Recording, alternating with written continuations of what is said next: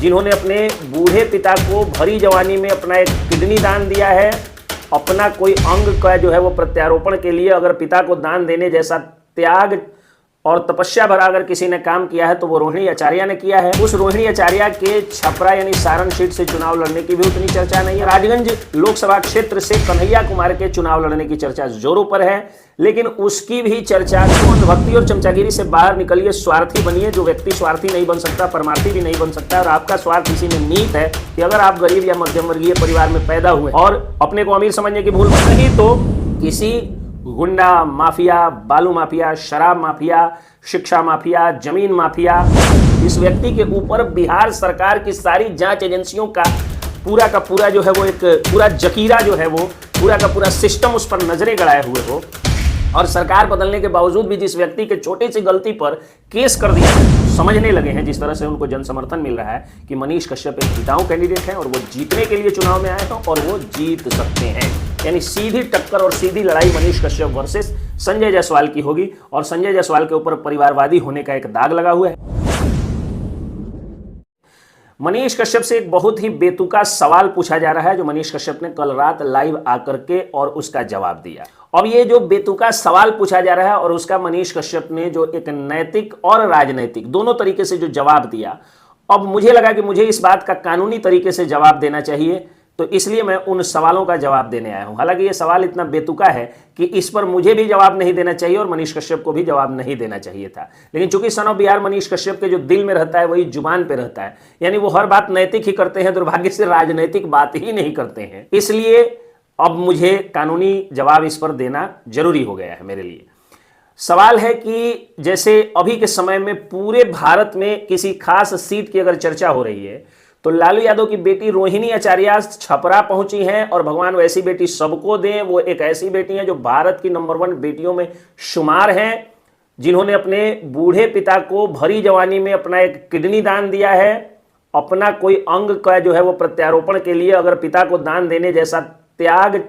और तपस्या भरा अगर किसी ने काम किया है तो वो रोहिणी आचार्य ने किया है। उस रोहिणी आचार्य के छपरा यानी सारण सीट से चुनाव लड़ने की भी उतनी चर्चा नहीं है। राजगंज लोकसभा क्षेत्र से कन्हैया कुमार के चुनाव लड़ने की चर्चा जोरों पर है, लेकिन उसकी भी चर्चा नहीं है। ये सारे जोर दब जा रहे हैं एक जोरदार खबर के बीच, और वो खबर है कि पश्चिमी चंपारण से निर्दलीय उम्मीदवार मनीष कश्यप चुनाव लड़ रहे हैं। रोड शो में राजू भिखारी, जो पूरे वर्ल्ड का सबसे पहला और सबसे ज्यादा चर्चित डिजिटल भिखारी बना, और उस भिखारी ने, जब मैं कहता हूं कि मनीष कश्यप एक पारस पत्थर है तो कुछ लोगों को हंसी आती है कि कहीं मैं अतिशयोक्ति नहीं कर रहा हूं, तो नहीं कर रहा हूं, लेकिन आप सोचिए कि एक अदना सा पियाक बाप का बेटा सोनू यादव जो यादव कुल में जन्मा था, तो सोनू को जब मनीष कश्यप ने छू दिया, मनीष कश्यप रूपी पारस पत्थर ने छू दिया, तो वो सोनू भी सोना बन गया। आज वो फर्राटेदार इंग्लिश बोल रहा है और पूरा देश उस व्यक्ति को जाना। तो इस तरह के तमाम एग्जाम्पल्स हैं, चाहे वो दीपक रिक्शा वाले का हो, चाहे सोनू का हो, या फिर वो बेटी जो है बिहार की सलोनी का हो, तो सब ने जो है वो जिनको भी मनीष कश्यप रूपी पारस पत्थर ने छुआ वो सब सोना हो गया।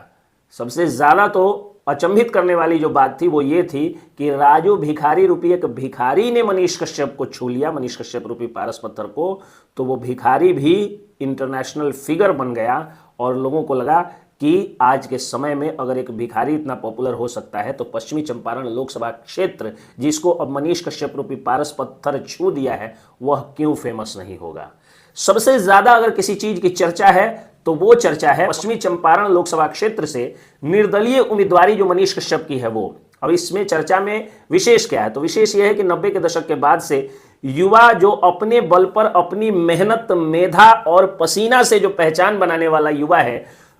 1990 के बाद में 0% के लगभग संसद या विधानसभाओं में पहुंचे हैं। या तो भ्रष्ट बूढ़े बागड़ बिल्ले पहुंच रहे हैं, या पहले से जो नेता अच्छा काम के बदौलत 1990 के दशक के पहले अपनी पहचान बनाए हैं वही बूढ़े लोग आ रहे हैं, नहीं तो किसी गुंडा माफिया, बालू माफिया, शराब माफिया, शिक्षा माफिया, जमीन माफिया,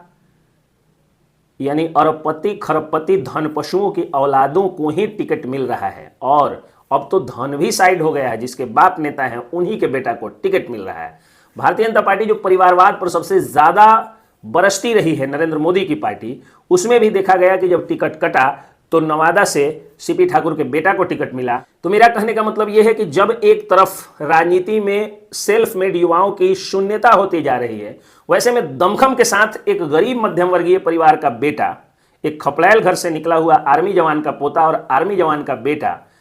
मनीष कश्यप जब चुनावी समर में कूदे हैं तो इसकी चर्चा जोरों पर है। एक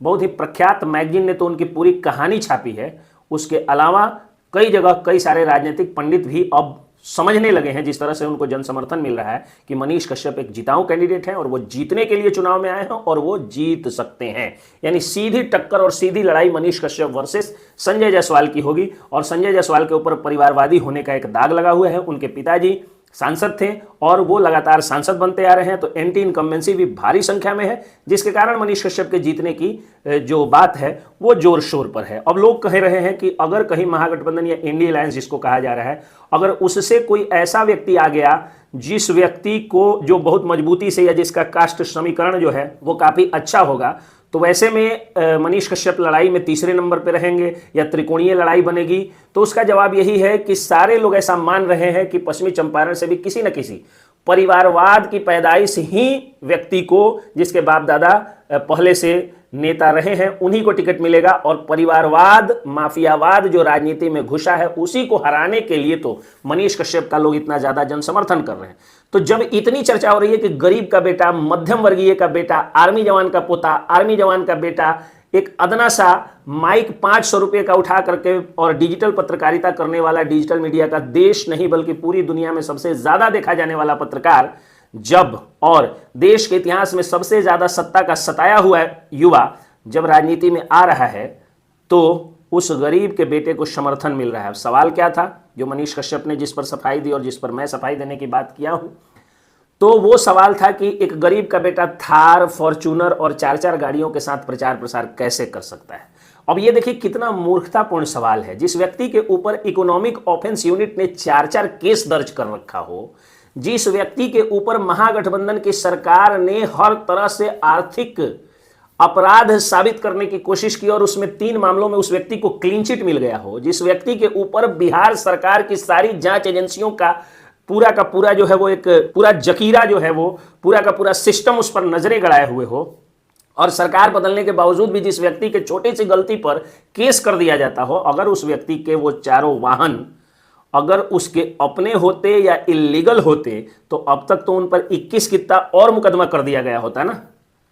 चूंकि इतिहास तो यही बता रहे हैं, चूंकि खेत खलियान का एक पुआल नहीं जरा तो वह व्यक्ति राष्ट्रीय सुरक्षा के लिए खतरा सरकार के नज़र में, तमिलनाडु सरकार के नज़र में बन गया और राष्ट्रीय सुरक्षा कानून लगा दिया गया। तो अगर वह व्यक्ति फॉर्च्यूनर थार अगर उस व्यक्ति ने खरीदा होता, उस व्यक्ति का अपना होता, तब तो ये जांच एजेंसियां उनको कब का बर्बाद कर दी होती।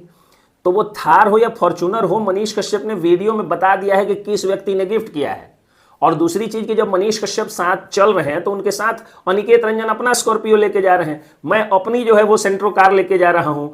आरके दुबे सर अपना जो है i10 लेके जा रहे हैं। तो इस तरह से गाड़ी लेकर के जो जा रहे हैं वो लोग। और दूसरी चीज कि ये चुनाव प्रचार भी नहीं है। और मान लीजिए अब कल चैलाहा में जो है वो मनीष कश्यप आए हुए थे, अब मुझे अगर मालूम होता कि वो चैलाहा में आए हुए हैं तो मेरी बहन का घर चैलाहा में है, मेरी बुआ का घर चैलाहा में है, और मनीष कश्यप एक गाड़ी से गए और पीछे पीछे अनिकेत रंजन जो है स्कॉर्पियो लेके पहुंच जाते, मैं सेंट्रो लेके पहुंच जाता, कोई जो है अपना i10 लेके पहुंच जाता, तो इसको क्या समझिएगा? इसको ये समझिएगा कि हाँ ये सब गाड़ी मनीष कश्यप की है। और फॉर्च्यूनर तो किस भलमानुस ने गिफ्ट किया था ये भी सारी दुनिया ने देखा है। और मनीष कश्यप को तो गरीबों की शक्ति मिली है, और यही तो दिखाना है कि गरीब का बेटा भी फॉर्च्यूनर पे चल सकता है। एक खपड़े के घर से निकला हुआ बेटा भी यूट्यूब और फेसबुक से उतना पैसा कमा सकता है कि फॉर्च्यूनर का तेल भरवा सकता है और भारत सरकार का भारी भरकम टोल टैक्स दे सकता है। और बिहार सरकार का जो शराबबंदी के बाद भारी भरकम रोड टैक्स बिहार सरकार ने लगाया है, गरीब का बेटा उसको भी दे सकता है। यही तो दिखाना है। और दूसरी चीज कि फॉर्च्यूनर में बैठना या सुरक्षित गाड़ी में बैठना तो मनीष कश्यप की मजबूरी है। जो लोग कह रहे हैं कि फॉर्च्यूनर में चलना जो है वो गरीब के बेटे के खिलाफ है, तो आप सुरक्षा की गारंटी लीजिए, साइकिल से चलेंगे मनीष कश्यप। तो आप ये लोग बोल रहे हैं, उनकी सरकार ने तो 4-4, 6-6 मुकदमे मनीष कश्यप पर दर्ज कर दिए थे। सुरक्षा देना चाहिए था तो मुकदमा दर्ज कर दिया, और अब जो नई सरकार आई उनको सुरक्षा देना चाहिए तो वो भी मुकदमा दर्ज कर रही है। बेल मिल जा रहा है, न्यायालय से न्याय मिल जा रहा है, क्लीन चिट मिल जा रहा है। न्यायालय जो है एकमात्र ऐसा सहारा है जो न्याय कर दे रहा है, तो ये तो अच्छी चीज है। लेकिन अगर लेकिन सरकारों की क्या नीयत है ये तो दिख रहा है। और जो लोग भी मनीष कश्यप पर टिप्पणी कर रहे हैं वो किसी न किसी सरकार के चाटुकार हैं या किसी पार्टी के झंडा ढोआ अंधभक्त या चमचे हैं। तो अंधभक्ति और चमचागिरी से बाहर निकलिए, स्वार्थी बनिए। जो व्यक्ति स्वार्थी नहीं बन सकता परमार्थी भी नहीं बन सकता। और आपका स्वार्थ इसी में निहित है कि अगर आप गरीब या मध्यम वर्गीय परिवार में पैदा हुए, और अपने को अमीर समझने की भूल मत करिएगा। 1000 करोड़ से कम की संपत्ति है तो आप अमीर के लिस्ट में नहीं है। आप नहीं सोच रहे हैं। कई लोग क्या होता है कि 20-25 बीघा जमीन हो गई, टाउन में 2-4 कितना मकान हो गया, 3-4 मंजिल मकान हो गया, 2-4 गाड़ी ले लिए, फॉर्च्यूनर ले लिए, अपने को अमीर समझने लगते हैं। तो मैं उनको बता दूं कि उनकी सारी संपत्ति भी अगर बेच दी जाए तो पटना के मेन रोड में 10 अमीरों के पास जितनी संपत्ति है के घर में जितना कैश रखा हुआ है, उनकी टोटल संपत्ति छोड़ दीजिए, उसमें आपका पूरा गांव खरीदा जाएगा। तो इस तरह से अगर मुंबई में जाइएगा तो एक फ्लैट, एक अपार्टमेंट में जितना पैसा पड़ा हुआ है उतना में आपका पूरा जिला खरीदा जाएगा। पैसे का जो सेंट्रलाइजेशन हो गया है, केंद्रीकरण हो गया है, पूरा का पूरा धन 1% लोगों के सामने चला गया है। वैसे में अगर देखा जाए तो पश्चिमी चंपारण के वोटर्स का 99% लोग गरीब और मध्यम वर्गीय ही हैं। या किसी भी लोकसभा क्षेत्र में पूरे देश में 1% लोग मात्र अमीर है, बाकी सभी लोग गरीब और मध्यम वर्गीय परिवार के हैं। तो अगर आप गरीब और मध्यम वर्गीय परिवार के हैं, एक मनीष कश्यप अगर लोकसभा का चुनाव जीत जाते हैं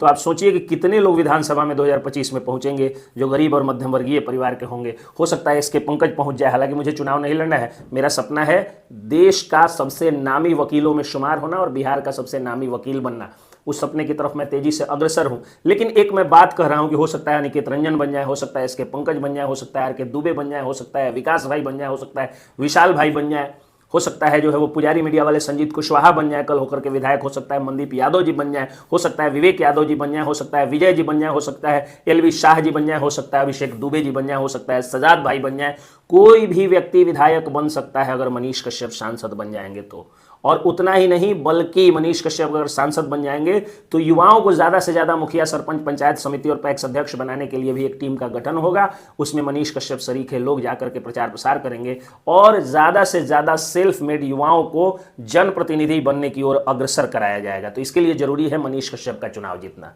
नमस्कार, जय हिंद, जय भी।